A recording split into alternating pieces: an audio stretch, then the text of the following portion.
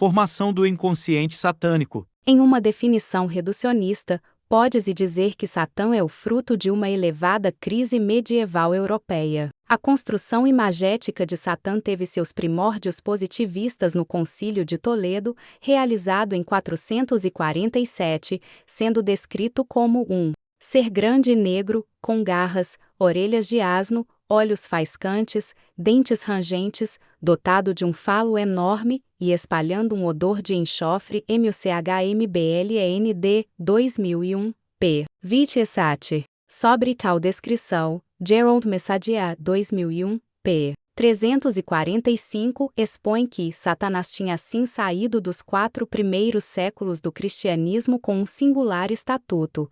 Ele existia efetivamente, mas não se sabia verdadeiramente quem ele era nem por que é que tinha nascido. A imagem de Satã foi construída na junção de diversas culturas que mantinham relações com o mundo romano, como foi o caso da entidade greco-romana Pan e seus pés de bode, chifres e pelugem, do deus egípcio Seti e seu rabo pontiagudo, do deus greco-romano Poseidon e seu tridente e dentre outros deuses. Dessa forma, Satã, Lúcifer, Asmodeu, Belial ou Belzebu na Bíblia e na literatura apocalíptica, o diabo assumia, assim, múltiplos outros nomes. MUCHMBLND 2001, p. 25. Fato é que o cristianismo se apoderou de diversos símbolos culturais para construir sua substância divina. Até o primeiro milênio, houve certa compreensão das práticas populares religiosas de um mundo germânico que formava uma identidade europeia. Os espíritos da antiguidade passaram a fazer parte da nova teologia pedagógica criadora de medos deste universo católico. Jean Delomeal afirma que, após o primeiro milênio, o discurso eclesiástico reduzido ao essencial foi com efeito este: os lobos, o mar e as estrelas, as pestes, as penúrias e as guerras são menos temíveis do que o demônio e o pecado, e a morte do corpo menos do que a morte da alma.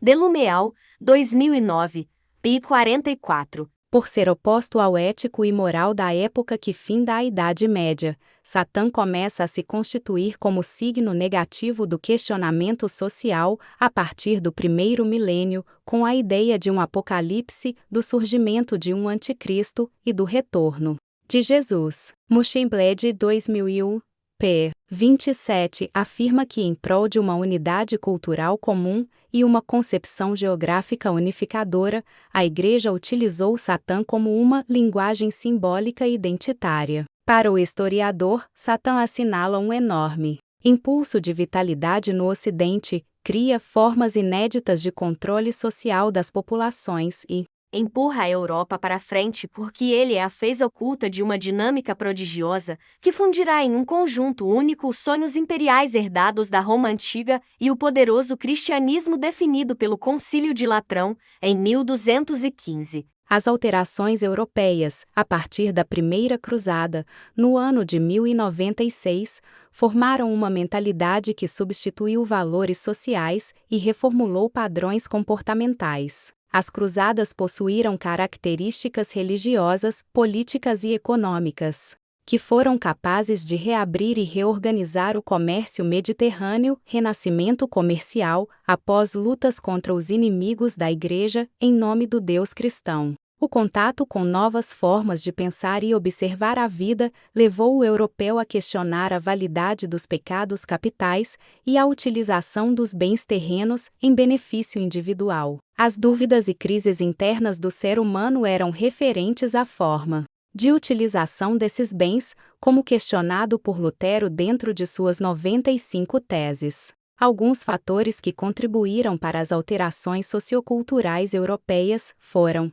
a fome feudal e expulsão dos servos dos feudos, gerando o êxodo rural e obrigando-os a retornarem às cidades e desenvolverem novas formas de captação de recursos. O renascimento urbano e o retorno do dinheiro nas relações sociais, prática que foi proibida pela Igreja por declarar que o ouro não deveria ser mais importante do que o Deus cristão. A peste negra e o ceifar de 1/3 das vidas europeias, que levou ao questionamento do porquê o Deus cristão estava permitindo que tais desgraças caíssem sobre o ser humano, colocando em dúvida a validade da Igreja perante a proteção e salvação humana. A Guerra dos 100 Anos e o excesso de mortes e desqualificação da vida como algo sagrado. O surgimento dos estados absolutistas que retiravam a exclusividade de representação divina da Igreja e trazia aos reis o símbolo da salvação com a utilização do direito divino dos reis Bouren,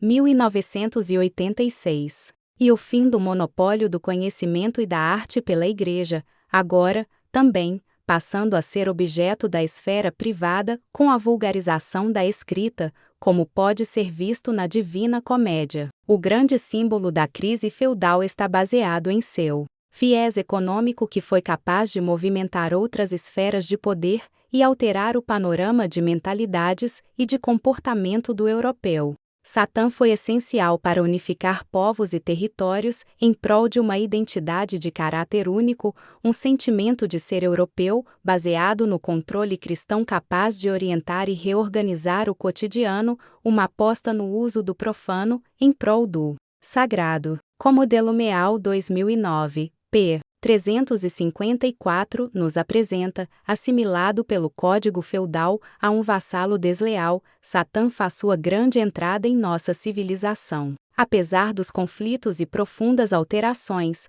o fim da Idade Média foi marcado por uma grande quantidade de cores e vida. Johann Huizinga certa vez relatou: a origem do novo é o que geralmente nosso espírito procura no passado. Apesar disso, em toda naquela época, uma vez considerada morta e enterrada, já se via o novo germinar, e tudo parecia apontar para uma futura perfeição. No entanto, na busca pela nova vida que surgia, era fácil esquecer o passado, assim como na natureza, a morte e a vida andam sempre lado a lado. Huizinga, 2010, p.6. Sabe-se que a sociedade medieval era desprovida de letramento e dependia das interpretações dos integrantes do clero para ter acesso ao conhecimento geral e aos textos bíblicos. A forma mais prática, encontrada pela Igreja para promover a educação dos indivíduos, foi a utilização da pedagogia da arte em sua amplitude didática. O teatro foi uma das formas utilizadas para esse fim, colocando-se materialmente na vida cotidiana das pessoas. Margot Berthold, em seu livro História Mundial do Teatro, informa que o teatro da Idade Média é tão colorido, variado e cheio de vida e contraste quanto os séculos que acompanha. Dialoga com Deus e o diabo, apoia seu paraíso sobre 4 singelos pilares e move todo o universo com um simples molinete. Provocou e ignorou as proibições da Igreja e atingiu seu esplendor sob os arcos abobadados dessa mesma Igreja. 2014, p. 185. Em consonância com a perspectiva de Muschenblede 2001, p. 33, de que Satã ganha notoriedade a partir do século XIII e que a arte gótica do século XIII não aceita colocar o diabo em um lugar medíocre. Banton, 2014, p. 198, afirma que é a partir do século XIII que, no teatro, o inferno é representado e Jesus ganha atuação física nos processos de salvação e descida ao inferno, pois nenhuma outra concepção bíblica fascinou tanto os artistas medievais quanto a do inferno, o contraste entre danação e a salvação. Tal mentalidade é percebida em uma das obras que melhor representam o renascimento literário, a Comédia de Dante Alighieri. Para que se torne mais claro, as obras literárias produzidas dentro do Ocidente cristão fazem parte de um contexto intertextual bíblico, proveniente de uma mentalidade pré-estabelecida na forma de uma cultura mental que se antecipa à sua criação material. Mesmo dentro do processo de início da modernidade, marcado pelo declínio do modo de organização socioeconômico feudal e reinterpretação dos valores religiosos, os símbolos considerados pagãos passaram por uma reformatação, servindo para promoção da dicotomia entre o que é permitido e o que é proibido, o que é cristão ou pagão. Uma das possíveis representação da sociedade feudal foi definida por Jean-Claude Schmer como imaginária, que é compreendida como a realidade coletiva, que consiste em narrativas míticas, em ficções, em imagens, partilhadas pelos atores sociais. Toda sociedade, todo grupo constituído produz um imaginário, sonhos coletivos, garantidores de sua coesão e de sua identidade. Esse CHMITT, 2007, p. 351. Uma vertente desse imaginário feudal está dentro do contexto de continuidade da vida após a morte. De forma educativa, a arte exercia sobre a imaginação dos fiéis uma ação decisiva considerada benéfica. Schmer, 2007, p. 355 para o clero. Uma das inúmeras imagens pós-morte assimiladas pela sociedade foi a visão de Túndalo, um conto de um cavaleiro que, após a morte, é levado por um anjo entre o inferno, o purgatório e o paraíso, com o objetivo de realinhamento moral e purgação de seus pecados. Essas viagens da alma após a morte eram ensinamentos pedagógicos que serviam como expiações em vida para se evitar a danação infernal e seguir o caminho do Deus cristão. Satã, tratado como Lúcifer dentro da visão de Túndalo, possui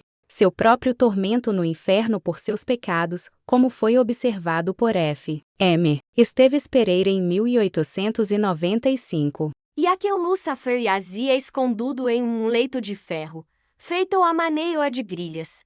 E só aquele leito jaziam caruões acessos, e saprauanos, e ascendianos maitos demóis, e charauano de maitas almas. As almas jaziam naquela má tormenta, e quando se noluiando uma pera outra. Então Lúcifer estendia aquelas maas com gran sanha que haia de si mesmo.